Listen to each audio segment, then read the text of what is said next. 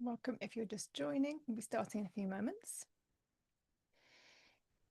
It's been super hot in the UK this week, and it's about 26, 27 right now, which is 10 degrees cooler than it was yesterday. Where I am, the south coast. Oh, yeah, hopefully a little bit cooler over the next few days, but I quite like the heat, but can't really get much done. So a bit of catching up this weekend, I think. Good.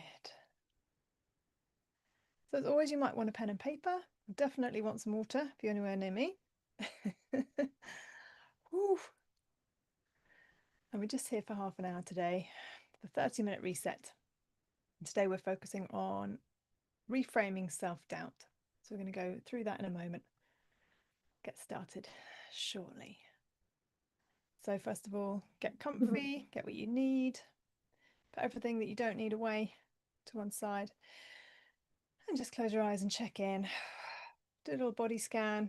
Bring your attention to the top of your head and just scan down through your body. Notice how you're feeling right now.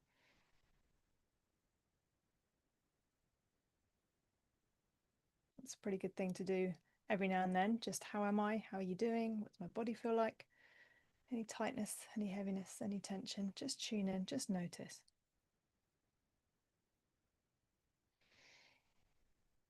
Good. Lovely. And we will dive in. So welcome. Thank you so much. If you're watching live or watching the recording, then thanks for being here. Hope you're well. Today we are looking at reframing self-doubt. I remember driving along once thinking about a blog post to do or some content, and I thought I could talk about doubt. And then I remember thinking, having the thought, do I have doubt? And I just made myself laugh out loud. It's like, well, clearly, yes. um, and I tend to not have an internal authority. I can kind of see 15 sides to the same problem at any one time. So it can be quite difficult to make a decision. So that's been a bit of a journey for me personally, to the point where I would send photographs of myself in different outfits to a friend going, do I look normal? Does this look nice? I can't tell. Like there was this, it kind of got too confusing. The doubt became too much and I couldn't settle on something. And I still have that a little bit, but I'm less worried about it.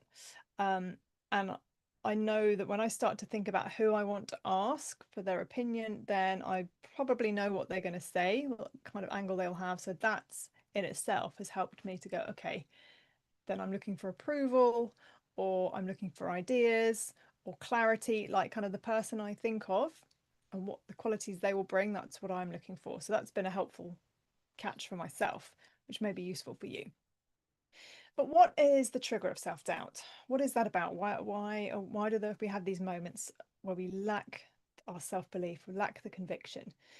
And what can it do to us? So basically, when we start to stretch out of the comfort zone, out of the area in which we feel safe, where we know what we're doing, when we know what, who, how, when we're confident in our decisions and in where we stand, because we've been there before, we know what we're doing, we've been to that event before, that room before, that place before, I know my job, I know what's going to happen in this conversation.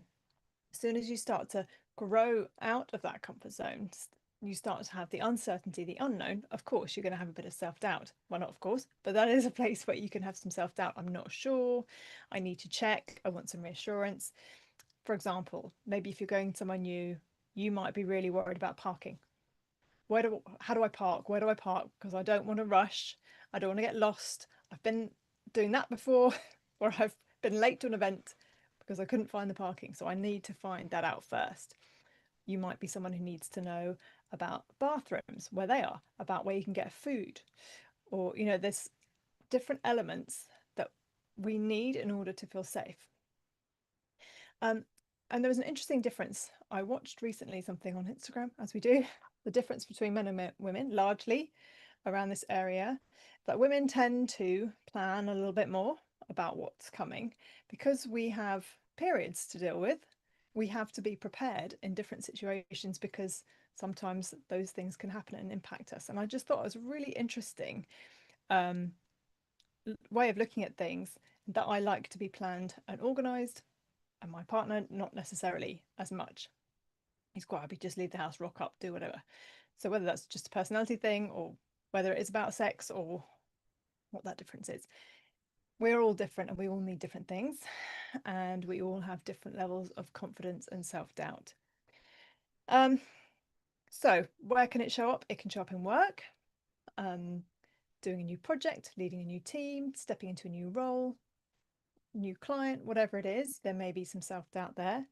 In relationships, as you grow together, you grow through different experiences, different conversations.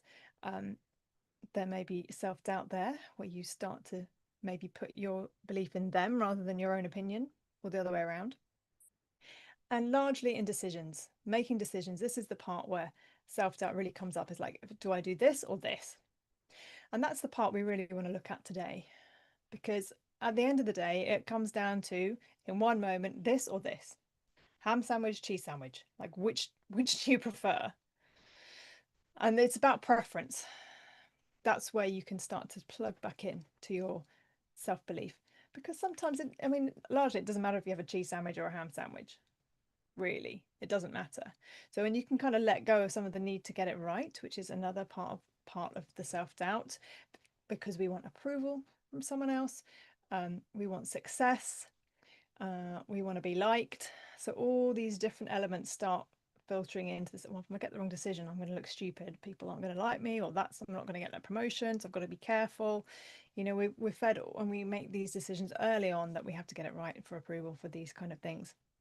And as always, if you know anything about me and my work, I'm always asking, where does this come from?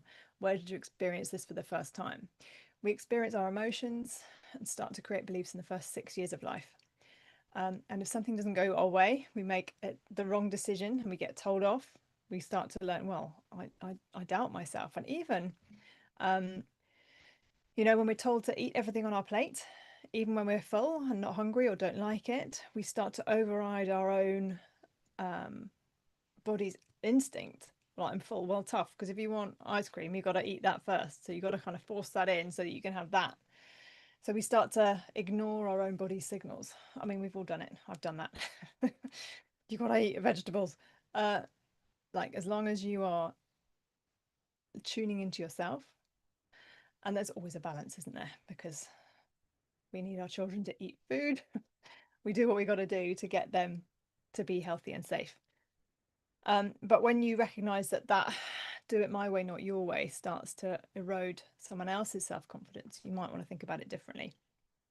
And as always, the only way through that is to reassure yourself and to build your own self-confidence. So it might show up in overthinking, going through problems over and over again, or lots of different all the things, the what ifs, this might go wrong, this might go wrong, this might go wrong. Really getting into details of things that are not relevant. The mind's very good at coming up with problems and what might happen if. You might get stuck in procrastination. So if you're applying for a job, you might and ah about whether or not to do it, or should I do this one, or should I use this photo, or should I put this in my CV, and then maybe you miss the deadline. And all that over checking, asking other people, what do you think? What do you think? What do you think? And then you end up with hundreds of ideas. You could ask 100 people and have 100 different solutions. Is that helpful? Not really, until you find the one that you agree with. And that's how you recognize what's right for me, then it's useful. But if you're asking lots of different opinions and you're not getting any clarity, then that's when coming back to yourself is more helpful. So just close your eyes for a moment and tune into self-doubt. What are you self-doubting about? Is it something you've experienced in the past, or something that's going on currently? You don't know how to handle the situation. You're not sure what to do. Just tune in to something for a moment. And notice what it feels like in your body. Because these moments can feel huge. As I say, even like deciding what to wear and sending my friend photographs of myself in different outfits. Like, it feels really important at the time. It feels really important to get this right. I'm worried about this. And even the big things. Do I buy this house or this house? You know, there's the bigger the kind of commitment, the more elements that are going to come up. So if you're buying a house and you've got to consider all these different factors, if you're buying a pair of shoes, this factors, if you're buying lunch, these factors, you know, they're varying different degrees. So you may have a bigger response, but that response will still be there. Sorry, I just had a message saying people are trying to get in and it's not letting people in. Oh,